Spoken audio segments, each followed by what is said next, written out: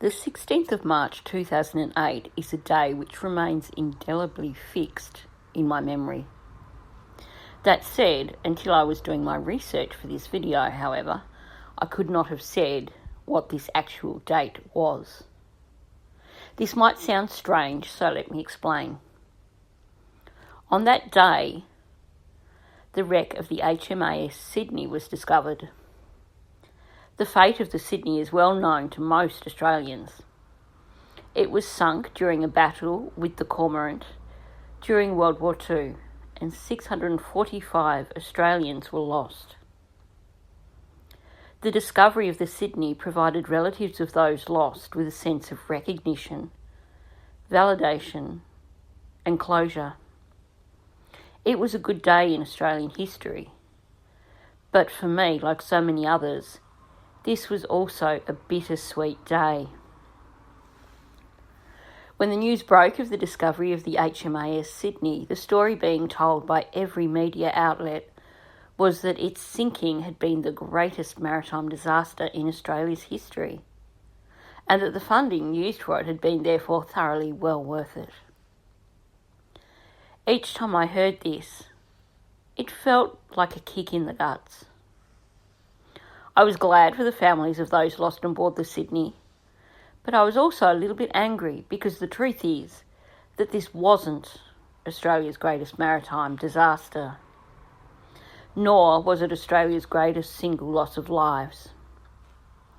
This title belongs to the Montevideo Maru, and as the granddaughter of someone who was on board, it made me sad that it was forgotten and not acknowledged, and that there was no interest in offering funding to find the Montevideo Maru.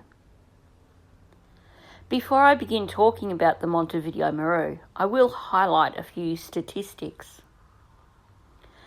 There were 645 members of the Australian Navy lost when the Sydney sank.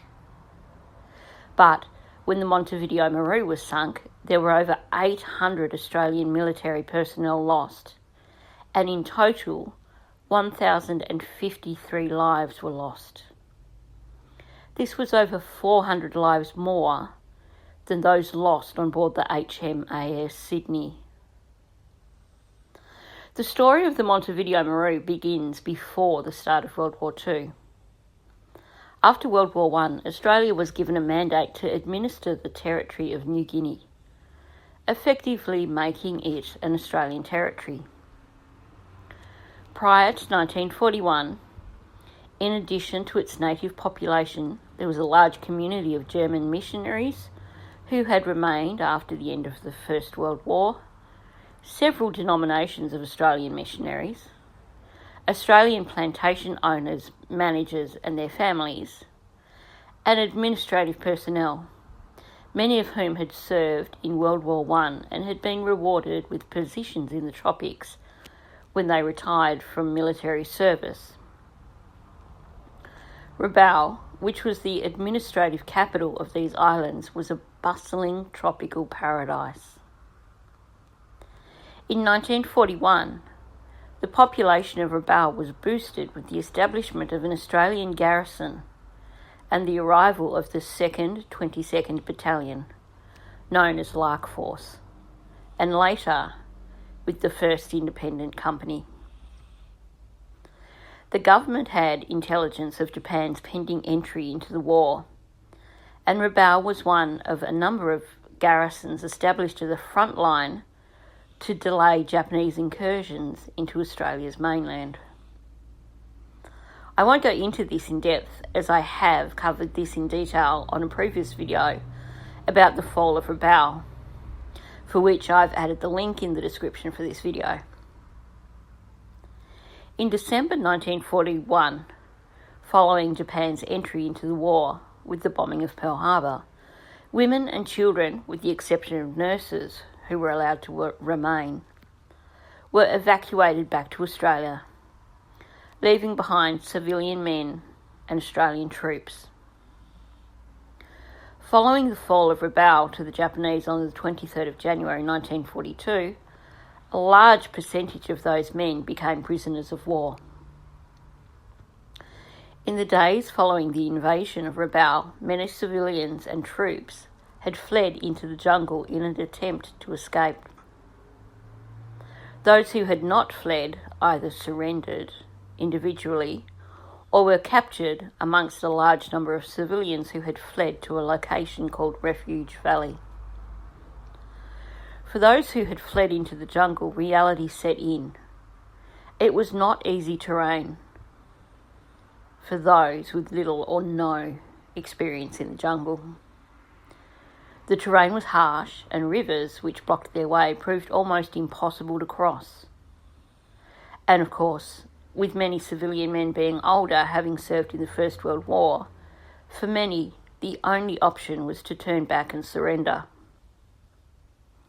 For those who continued in their efforts to escape, there were flyers dropped by air from Japanese planes. These flyers promised that those individuals who surrendered themselves would be treated fairly and become prisoners of war, while those who chose not to surrender would face death. Prompted by this, many people did choose to surrender, while others pushed on, hoping to reach the coast and rescue. Sadly, amongst those attempting to flee, a large number of men were caught by the Japanese at Toll Plantation. Those men who chose to surrender were captured and transported back to Rabaul, where they became prisoners of war. However, the men who did not surrender were ambushed by the Japanese and subsequently executed. The men who had been captured by the Japanese became POWs and were interned in Rabaul until the 22nd of June that year. On the morning of the 22nd of June, the civilians and members of Lark Force will march down to the waterfront in groups of roughly 50 people. Each were then loaded on board the Japanese steamer, the Montevideo Maru. Of the prisoners of war who were held in Rabaul, only the officers and a handful of civilians who were working for the Japanese in the freezers remained behind and were not loaded on the boat. All up, there were 1,053 POWs on board the Montevideo Maru when it left Rabaul on the 22nd of June, bound for Hainan Island, where they were to be forced into slave labour. In the early morning of the 1st of July 1942, off the coast of Luzon, the Montevideo Maru, which was travelling unmarked, was spotted by the Allied submarine, the USS Sturgeon, and followed for 4 hours whilst the Sturgeon lined up for attack. Not long after 2 a.m, the Sturgeon fired 4 torpedoes from its stern, 2 of which hit the Montevideo Maru at 2:22 a.m, approximately 30 metres after the funnel. This caused extensive damage to the Montevideo Maru, including the explosion of an oil tank in the aft hold, and within only 11 minutes, the Montevideo Maru had sunk. Of those on board, the only survivors were 17 Japanese crew. While there was apparently one account of a radio report in Australia of a boat carrying Australian POWs having been sunk by an Allied submarine, families of those on board remained unaware of this fate until after the end of the war. The Japanese Navy had reported the loss of the ship to its owners in mid-1942, but the information about the sinking was not relayed back to the Red Cross, even after information had been sent to Japan's POW Bureau as early as January 1943. At the end of the war, when Allied troops entered Rabaul, they had no idea where the missing civilians and members of Lark Force were. Back in Australia, families of the individuals who were missing from Rabaul expected their loved ones to soon be repatriated from wherever they were being held as POWs, and many wrote letters which were passed on to the Red Cross to be given to them once they were found. It was only in October of 1945, 3.5 years after the loss of the Montevideo Maru, that a Major Williams began investigations in Japan to try and discover the whereabouts of the missing garrison, and came across the nominal roll for the Montevideo Maru, discovering that all on board had been lost. While there were early newspaper reports following the release of the information about the sinking of the Montevideo Maru, over the years its story got forgotten and essentially covered up by the Australian government. Families of those who'd been lost on board the Montevideo Maru attended yearly memorial services, while the rest of the country gradually forgot. With the Montevideo Maru having been mostly forgotten, it became an accepted part of history that the HMAS Sydney had been Australia's worst maritime disaster. So why did the government choose to forget the Montevideo Maru? Firstly, the statistics regarding the number of individuals lost on board give us a picture of why the government may have wished to bury this shameful part of Australian history. Official media releases by the Australian government at the time gave the numbers lost as being 208 civilians and 845 military personnel. Should you look up the Montevideo Maru today, you'll see these statistics quoted. And yet, if you look more closely at newspaper articles from the time, you'll discover that this was an attempt by the government to mislead the public. Articles which were published from government media releases spoke about the loss of the civilian lives on board the Montevideo Maru and included a list of 208 civilians who were lost. However, within the article regarding this loss, you can find one short sentence which seems to have been overlooked by historians for the past 80-odd years. This sentence states that those members of the New Guinea Volunteer Rifles were not listed amongst the civilians, but instead with the list of army personnel who had been lost. This was a somewhat deceptive move, as the New Guinea Volunteer Rifles were civilians who in their spare time volunteered to train as militia to help defend New Guinea in the event of an invasion, but who held down regular civilian jobs and lived regular civilian lives. Essentially, they were civilians, not military personnel. This means that in reality, the numbers of civilians were in fact 243, alongside 809 military personnel. Whilst the original figure would give the impression that less than 20% of those on board the Montevideo Maru were civilians, in truth, the figure was closer to 25%. In other words, nearly a quarter of those souls lost on board the Montevideo Maru were civilians. Of course, on its own, a disaster with the loss of so many civilian lives is not something that successive governments would wish to have forgotten from the pages of history. So what made the Montevideo Maru different? If you watched my previous video on the fall of Rabaul, you'll know that to the Australian government of the time, when Japan invaded Rabaul, all the civilians and military personnel who were present at the time of the invasion were considered hostages to freedom. There was never any intention by the Australian government to reinforce the garrison or evacuate them prior to invasion. And after the invasion, there was never any attempt made to rescue the POWs.